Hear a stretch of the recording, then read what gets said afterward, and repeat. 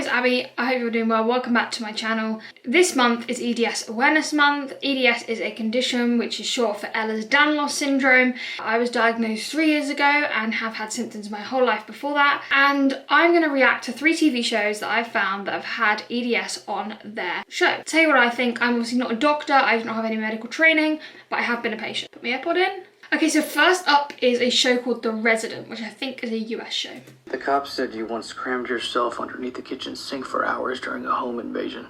That true? Okay, so that could be a sign of hypermobility, which is a sign of Ehlers-Danlos. Do you ever get pain in your knees and joints? Yeah, always. Okay, so I think something that's quite commonly said about people with EDS is that we don't feel pain. And I think that's untrue in the fact that we don't feel pain when we dislocate as much as other people would, because we have a lot of stretch in our muscles around our joints, which means that we don't feel that pain that a normal person would without EDS. But we do feel pain on a day-to-day. Chronic pain is a massive issue for people with EDS, and finding ways to manage that is really difficult. Stretchy skin, again, is a really big sign of it. He's got easy bruising, which is a sign of EDS. He has got hypermobility. They said he had to cram himself into a cupboard and didn't feel much pain, which obviously means you're really what we would have called double jointed when I was a kid. I think you might have Ehlers-Danlos Syndrome. They call it the Stretch Armstrong disease.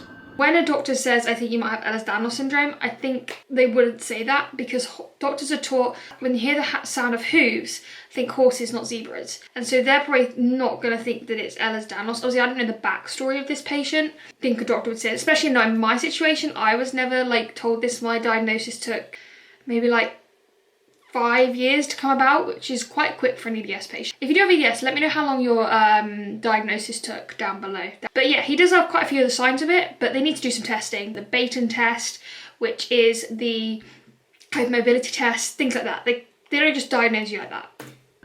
It is associated with aneurysms. They can burst at any time. Do you have kids? A daughter. What? Ehlers-Danlos is genetic. If she has aneurysms, it can be very dangerous. She's going to need aggressive surveillance. You mean she can die from? Yes. Okay, so this is a question I get a lot. Is Ehlers-Danlos fatal? And Ehlers-Danlos itself is not necessarily fatal, but the comorbidities that you get from it can be. So whether that's infection from certain types of devices you might need to help you, whether that is bleeding from internal injuries or internal ruptures, anything like that. So yes, it can be fatal, and this is what I guess this guy is saying is it fatal, and does his daughter need to be checked out? Okay, so next is Grey's Anatomy. I actually don't remember this at all, even though I'm a big Grey's fan, so let's see. Okay, we've got Dr. Alex Karev going in frequent here. flyer in here once a month. Good luck.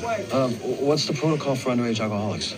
Like an adult, you hydrate her, give her the pamphlet, then get her out. We need the bed. Finally. Emma, right? How you feeling today? Oh, give me an IV bag and I'll be on my own. Okay, so she's saying IV bag. Now this is common with EDS and POTS patients. POTS is a comorbidity of EDS. It stands for postal orthostatic tachycardia syndrome. I've got a whole video on it. Basically, POTS, it's when the blood doesn't get to your head, because when you stand up, your blood pressure dives, all the blood pools in your feet, and you start to get dizzy and can black out in serious cases. It only happens on standing because it's postural. Clearly, she is struggling with this, and what can happen with POTS is that if you IV fluids, I experienced this myself, when you get some IV fluids put into your body, it absorbs quicker, it increases your blood volume, which means your symptoms get better. Hey, nausea, chills, suspense. IV bag. All right, vitals first, and I decide what to give you, okay? Oh, ew. You're new.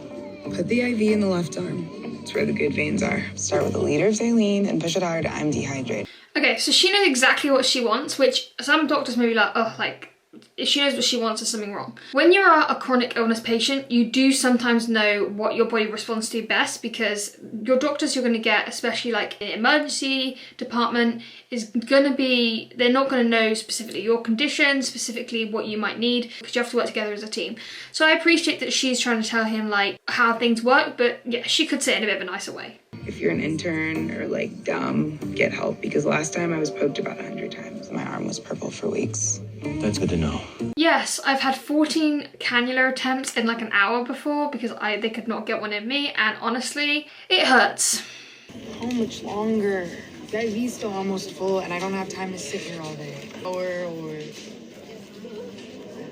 Oh my God, I'm not an alcoholic. They say you're in here all the time. Again, this is something that can happen quite a lot, is misdiagnosis with EDS. Myself, I experienced misdiagnosis 4 years before I was actually diagnosed. Yeah, and I was treated in some ways that I was treated like they didn't believe me or my symptoms weren't real. So I totally get this. One of the big things we're gonna say is, like, obviously there are going to be patients that have that, but there's also going to be patients that don't. Like I said, you know, she knows what makes her feel better. Bad cop with me or something? No. I am not stupid and I won't stick around for this. No thanks. Emma, wait a minute.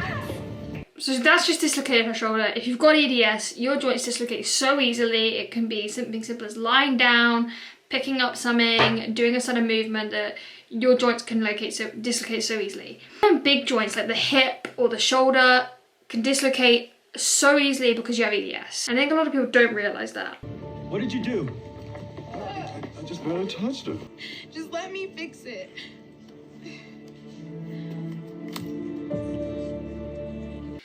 Quite a lot of time with EDS, it's easy if you just put it in yourself because you get so used to it. Oh my God. Oh, what on earth? So, can I get out of here now? And there you go. That's when people say we don't feel pain. We do feel pain, we're just used to doing things like that. Because a lot of people would not be able to do that without screaming their head off. And if you've got EDS, quite often you can. She said that thing with her arms has happened to her before. You know, what does this have to do with me? Well, just read the chart. Look at her list of symptoms. I mean, there's something wrong with her, but she's not an alcoholic. Dehydration, bruises, easy, joint hypermobility, that's for sure. We know what it is.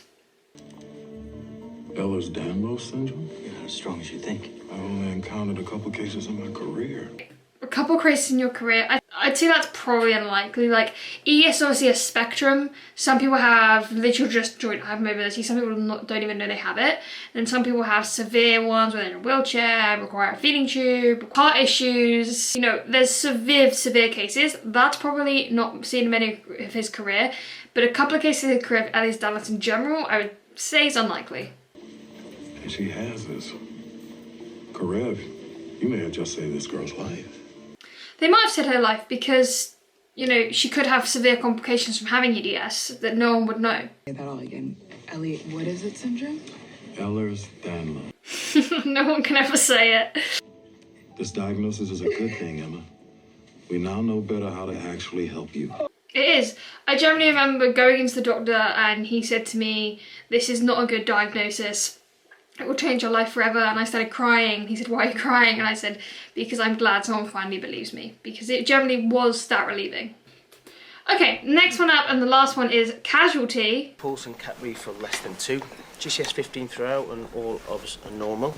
She had 5 of morphine, a gram of IV paracetamol and Entonox with good effect. How did you fall, Neve? I don't really know. I felt a bit lightheaded, stumbled, and down I went. Well, women it's more common in general, but it definitely is still common in men, and that is something to remember, is that men can get EDS as well. Only once or twice. Okay, and do you have pain anywhere else? My stomach hurts. Stomach always hurts. That's... If you've got gastroparesis, that can be a real sign of it. And general pain with EDS is very common.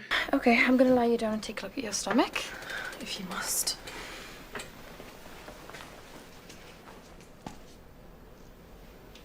Yes, it's definitely just a dislocation. It always is. With some gentle manipulation, it should be fairly easy to put back into place. I am slightly worried about your weight, so I'm going to get Louise to check your BMI. Oh, we were getting on so well. I think they looked at her stomach and realised that she was quite skinny. And they're clearly worried about her weight because they see she's quite skinny. And they're probably thinking that she might have an eating disorder, I reckon. So this is very similar situations that I went through. What do you mean? I thought you were better than this. Neve, I think we're just worried. I haven't got an eating disorder. That's what you're thinking, right? That's what you all think, but that's not me. I promise you. Look, I wouldn't be doing my job if Everyone thinks it is, but everyone's wrong. I've been saying it for years. Neve? They talk about seeing someone who can help me with my mind. We do have people that can talk to you. It's really frustrating because you're trying to get yourself hurt, but they're just not listening, and I really get that. We don't want to upset. Okay, if you just let your shoulder drop, try and relax for me. Here, hold my hand.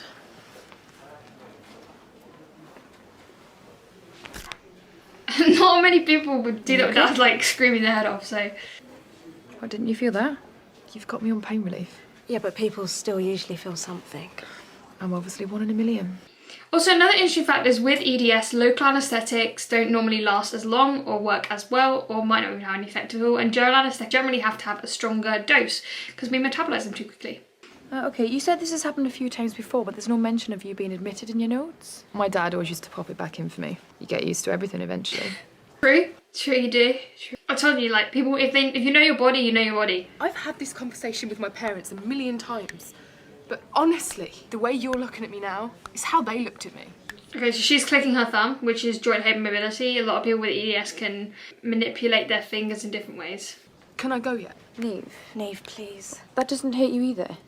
Everything hurts, every day. When you fell over, you said you felt lightheaded. I just want to go. Look, I really advise that you stay here for now. Where's my bag? Neve, listen to us. Pots. Right, okay, no, I'm sorry, I can't let you leave. Can we get a manual BP, please? I'm all right, it'll pass. It always does. Okay, so as you went to see, she went to stand up there and got dizzy and fell back on the bed. So that is POTS in action. That is how POTS works. You stand up too quickly, blood pulls to the feet, not enough to the head. Boom. This looks like postural tachycardia syndrome. Saying big words won't keep me here. I want you to trust me, okay? Okay, let's see. We're nearly getting there, Phil. Sorry, just never had anyone listen till now. Robin, Kate and score to check hypermobility. Yeah, have you considered fibromyalgia? It's the pains, not just in the stomach, it's everywhere. Fibromyalgia can be a condition that gets some similar symptoms as some with multiple sclerosis can be. You're right all along, it's not an eating disorder. I'm sorry that people assumed that. I think you could have something called Ehlers-Danlos Syndrome. No one's mentioned that before. Well, EDS is thought to be rare, but hypermobility EDS is more common. Well, lower sales symptoms are, but rare, more complex types are more rare. Okay, so that is my reaction done to those 3 episodes. I'm going to tell you that I think the least accurate was probably the Resident. I reckon the most accurate is probably Casualty, and the middle accurate is probably Grey's Anatomy. I reckon that the most accurate was Casualty, that they did a good way of portraying it. Obviously it's never going to be perfect, and it's TV, so it's dramatised, sped up a lot. So Ehlers-Danlos, I'm glad it's getting some press, but we definitely need to get it some more. Thank you so much for watching. I hope you enjoyed this video. If you'd like some more reaction videos, whether it's to medical stuff, whether it's to YouTubers talking about EDS, whether it's to anything else, please let me know in the comments. I appreciate all the support on the videos lately, and I will see you guys in the next one.